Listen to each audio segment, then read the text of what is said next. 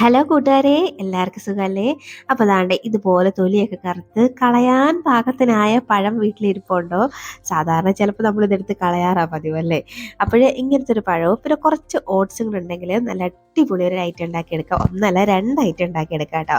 ഒരൊറ്റ ബാറ്ററിൽ രണ്ട് ഐറ്റം. അപ്പോൾ എങ്ങനെ ഉണ്ടാക്കുന്നത് കണ്ടു നോക്കാം. വായോ. അതിനു മുന്നേ ചാനൽ ഇതുവരെ സബ്സ്ക്രൈബ് ചെയ്ത് ആരെങ്കിലും കാണുന്നുണ്ടെങ്കിൽ പ്ലീസ് സബ്സ്ക്രൈബ് ചെയ്തേക്കണേ.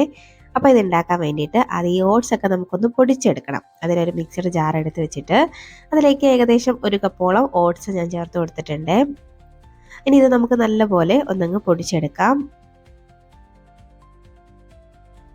ആണ്ട ഞാനിപ്പോൾ ഒന്ന് പൊടിച്ചെടുത്തിട്ടുണ്ട്. കണ്ടോ, ഈ ഒരു പരുവത്തിനാണ് തരിതരിപ്പായിട്ട് ഒന്ന് പൊടിച്ചെടുത്തിട്ടുണ്ട്. അപ്പോൾ ഇതങ്ങോട്ട് മാറ്റി വെക്കാം. ഇനി ഒരു ബൗളൊന്ന് എടുത്തിട്ട് നമ്മുടെ ആ ഒരു പഴം ഉണ്ടല്ലോ, ഈ ഒരു പഴം നന്നായിട്ട് അതിൻ്റെ തൊലിയൊക്കെ ഒന്ന് എടുത്ത് കളയുന്നുണ്ട്. ഇനി ചെറിയ കഷ്ണങ്ങളായിട്ട് ഇതുപോലെ ഒന്ന് പിച്ചി ഇട്ട് കൊടുക്കാം. നല്ല പോലെ പഴുത്ത പഴം ഉണ്ടെങ്കിൽ നമുക്ക് നല്ലപോലെ ഉണ്ടാക്കിയെടുക്കാൻ പറ്റുള്ളൂ കേട്ടോ. അപ്പോൾ ഏത് പഴം വേണമെങ്കിലും യൂസ് ചെയ്യാം, പക്ഷെ നന്നായിട്ട് പഴുത്തിരിക്കണം. ഇനി ഇത് ഒരു പൊട്ടറ്റോ സ്മാഷർ വെച്ചിട്ട് ഞാൻ ഇതുപോലെ നല്ലപോലെ ഒന്ന് ഉടച്ചു കൊടുക്കുന്നുണ്ട്. ഒരു സ്പാച്ചുലയോ എന്ത് വെച്ചിട്ടായാലും നന്നായിട്ടൊന്നും ഉടച്ചു കൊടുക്കുക.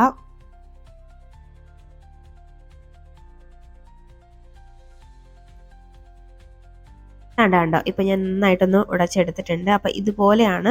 ഇടയ്ക്കൊന്ന് കടിക്കാനും കിട്ടണം, എന്നാലും നന്നായിട്ടൊന്ന് ഉടഞ്ഞും കിട്ടണം. ഈ ഒരു പരുവത്തിനാണ് കേട്ടോ എടുത്തേക്കുന്നത്. ഇനി ഇതിലേക്ക് ഞാനൊരു 2 കോഴിമുട്ട പൊട്ടിച്ചൊഴിക്കുന്നുണ്ട്.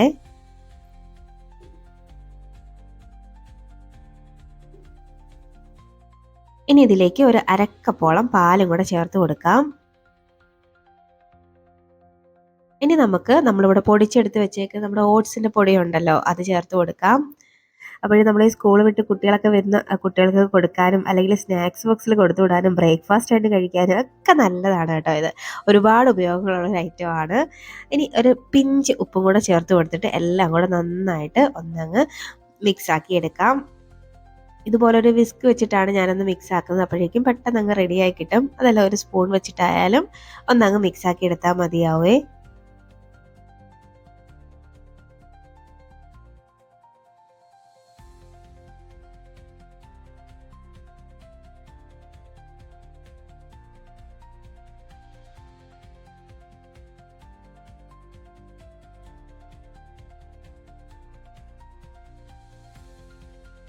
ഇപ്പോൾ ദാണ്ടെ ഞാൻ നന്നായിട്ട് എല്ലാം കൂടെ ഒന്നങ്ങ് മിക്സാക്കി എടുത്തിട്ടുണ്ട്. കണ്ടോ, ഇപ്പം മുട്ടയൊക്കെ നല്ലപോലെ ഉടഞ്ഞ് എല്ലാം ഒന്ന് മിക്സായിട്ട് വന്നിട്ടുണ്ട്. അപ്പോൾ ഈ ഒരു പാകം എത്തുമ്പോഴേക്കുവേ ഇനി ഇതിലേക്ക് ഞാൻ ചേർത്ത് കൊടുക്കുന്നത് ഒരു ടേബിൾ സ്പൂണോളം കൊക്കോ പൗഡറാണ് കേട്ടോ ചേർക്കുന്നത്.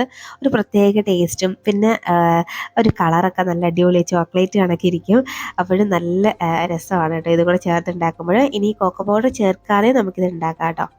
ഇനി ഒരു 2 ടേബിൾ സ്പൂണോളം പഞ്ചസാരയും കൂടെ ചേർക്കുന്നുണ്ട്. അപ്പോൾ നിങ്ങൾക്ക് മധുരം വേണ്ടെങ്കിൽ പഞ്ചസാര ചേർക്കണം എന്ന് തന്നെ ഇല്ല കേട്ടോ, അല്ലെങ്കിൽ ഹണി ചേർത്താലും മതിയാവും. അപ്പം ഞാനൊരു 2 ടേബിൾ സ്പൂണോളം ചേർക്കുന്നുണ്ട്. മോന് കൊടുക്കുന്നുണ്ട്, അവന് ഇച്ചിരി മധുരമൊക്കെ ഉള്ളതാണ് ഇഷ്ടം, അതുകൊണ്ടാണ് കേട്ടോ. ഇനി ഇതെല്ലാം കൂടെ ഒന്നങ്ങ് മിക്സാക്കി എടുക്കാം.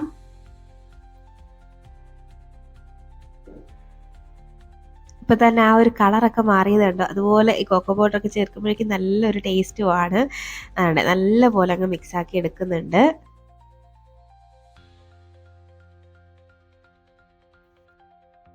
ഇപ്പോൾ ദാണ്ടെ നമ്മുടെ ബാറ്റർ ഇവിടെ റെഡി ആയിട്ടുണ്ട്. ഈ ഒരു ബാറ്റർ വെച്ച് നമ്മൾ 2 ഐറ്റം ഉണ്ടാക്കി കാണിക്കുന്നുണ്ട്. ഫസ്റ്റ് നമുക്ക് ഈ ബാറ്റർ അങ്ങോട്ട് മാറ്റി വെച്ചിട്ട് ഒരു ദോശപ്പാൻ അടുപ്പത്ത് വെച്ച് ഇതുപോലെ ഒരു ചെറിയ ഒരു സ്പൂൺ ബാറ്റർ ഒഴിച്ച് ഇതുപോലെ ചെറുതായിട്ടൊന്ന് ചുറ്റിച്ചെടുക്കാം. ഒരുപാട് വലുതാക്കണ്ട.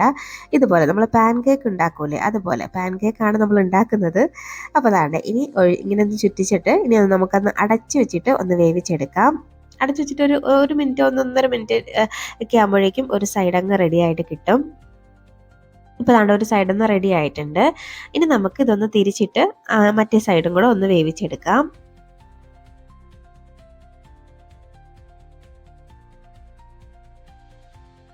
നല്ല അടിപൊളി ടേസ്റ്റാണ് കേട്ടോ ഇത് കഴിക്കാൻ വേണ്ടിയിട്ട്. നമ്മളിങ്ങനെ കഴിച്ചുകൊണ്ടേയിരിക്കും. പ്രത്യേകിച്ച് കുട്ടികൾക്കൊക്കെ ആണെങ്കിൽ നന്നായിട്ട് ഇഷ്ടമാവും. കണ്ടോ, ഇപ്പോൾ റെഡി ആയിട്ടുണ്ട്. ഇതാണ് നമ്മുടെ പാൻ കേക്ക് റെഡി ആയിട്ടുണ്ട്. വീണ്ടും അതേപോലെ തന്നെ നമുക്കൊന്ന് ചുട്ടെടുക്കാം.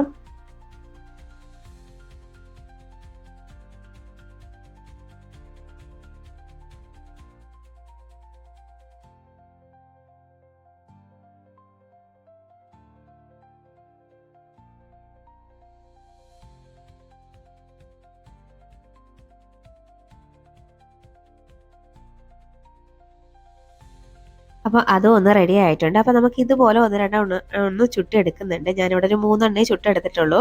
അപ്പോൾ അതാണ്ട് കണ്ടോ നല്ല സോഫ്റ്റാണ്, നല്ല ടേസ്റ്റിയാണ്. നമ്മളിങ്ങനെ കാണുമ്പോൾ തന്നെ അറിയാമായിരിക്കുമല്ലോ അകത്തൊക്കെ നല്ല സോഫ്റ്റാണ്. അതുപോലെ ടേസ്റ്റിന് ഒരു കുറവുമില്ല കേട്ടോ. ഇനി നമുക്ക് ഞാൻ പറഞ്ഞ രണ്ടാമത്തെ ഐറ്റം കൂടെ ഒന്ന് ഉണ്ടാക്കുന്ന കണ്ടു നോക്കാം. അപ്പോൾ അതിന് വേണ്ടിയിട്ട് അതേ ബാറ്റർ തന്നെ ഒന്ന് എടുത്ത് വെച്ചിട്ട് അതിലേക്ക് ഒരു ടീസ്പൂണോളം നമ്മുടെ ഇതുണ്ടല്ലോ ബേക്കിംഗ് പൗഡറാണ് കേട്ടോ. ബേക്കിംഗ് പൗഡർ ചേർത്ത് കൊടുക്കുന്നുണ്ട്. കൂടെ ഒരു ടേബിൾ സ്പൂൺ പഞ്ചസാരയും കൂടെ ചേർക്കുന്നുണ്ട് കേട്ടോ. അപ്പോൾ ഇതിന് കുറച്ചും കൂടി മധുരം ആവശ്യമാണ്, അതുകൊണ്ടാണ് ചേർത്തത്. വീണ്ടും നന്നായിട്ട് ഒന്നങ്ങ് മിക്സാക്കി എടുക്കാം. അപ്പം നമ്മൾ ഇതിലേക്ക് ഓയിലും അങ്ങനത്തെ കാര്യങ്ങളൊന്നും ചേർക്കുന്നില്ല. ഓയിലൊന്നും ചേർക്കാതെയാണ് ഇത് ഉണ്ടാക്കുന്നത്. അത്രയ്ക്ക് നല്ല ഹെൽത്തിയും ആണ്, നല്ല ടേസ്റ്റിയും ആണ് കേട്ടോ. ഈ പഞ്ചസാരയൊക്കെ ചേർക്കുന്നതുകൊണ്ടേ ഉള്ളൂ കുറച്ച് അൺഹെൽത്തി എന്ന് തോന്നുന്നത്. നല്ല പോലെ ഒന്നങ്ങ് മിക്സ് ആക്കുന്നുണ്ട്.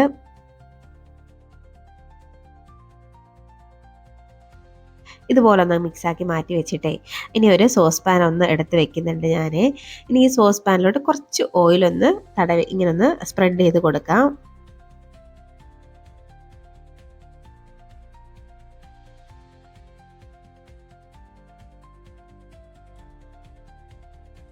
ഇനി ഇത് നമ്മൾ റെഡിയാക്കി വെച്ചേക്കുന്ന ബാറ്റർ ഉണ്ടല്ലോ, ഇനി ഇതിലേക്ക് അങ്ങോട്ട് ഒഴിച്ചു കൊടുക്കാം.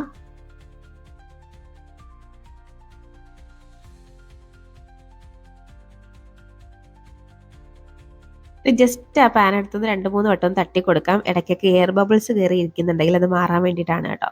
ഇനി മുകളിൽ കുറച്ച് ഒരു അലങ്കാരത്തിന് വേണ്ടിയിട്ട്, ആർഭാടത്തിന് വേണ്ടിയിട്ട് ഒരു പഴം അരിഞ്ഞതും കൂടെ ചേർത്ത് കൊടുക്കുന്നുണ്ട് കേട്ടോ.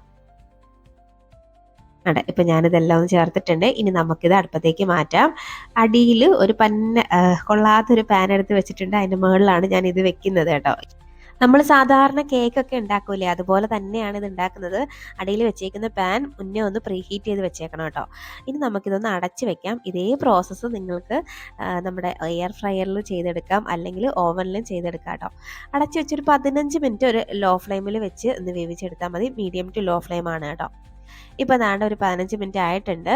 കുറച്ച് നമുക്കിതൊന്ന് ഒരു സ്പൂൺ വെച്ചിട്ടോ എന്തെങ്കിലും ഒരു ഫോർക്ക് വെച്ച് എന്തെങ്കിലും വെച്ചിട്ട് ജസ്റ്റ് ഒന്ന് അമർത്തി നോക്കാം ഇത് വെന്തോന്ന് അറിയാൻ വേണ്ടിയിട്ടാണ് കേട്ടോ.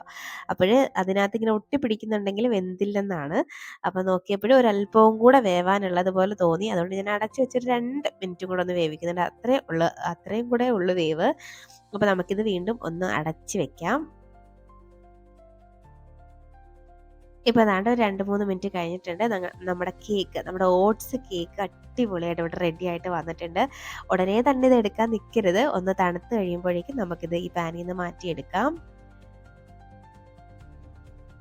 അപ്പോൾ അതാണ്ടേ നമ്മുടെ അടിപൊളിയായിട്ടുള്ള ഓട്സ് ചോക്ലേറ്റ് കേക്കാണ് കേട്ടോ. കണ്ടോ നല്ല പെർഫെക്റ്റ് ആയിട്ട് കിട്ടിയിട്ടുണ്ട്. നല്ല ടേസ്റ്റിയാണ്. നമ്മളിതിലേക്ക് ഓയിൽ ചേർക്കുന്നില്ല, വേറെ ആർഭാടങ്ങളൊന്നും ചേർക്കുന്നില്ല. നല്ല ടേസ്റ്റിയാണ്, നല്ല ഹെൽത്തിയാണ്. കുട്ടികൾക്കൊക്കെ വീണ്ടും വീണ്ടും വീണ്ടും ചോദിച്ച് കഴിക്കുന്ന ഒരു ഐറ്റമാണ് കേട്ടോ.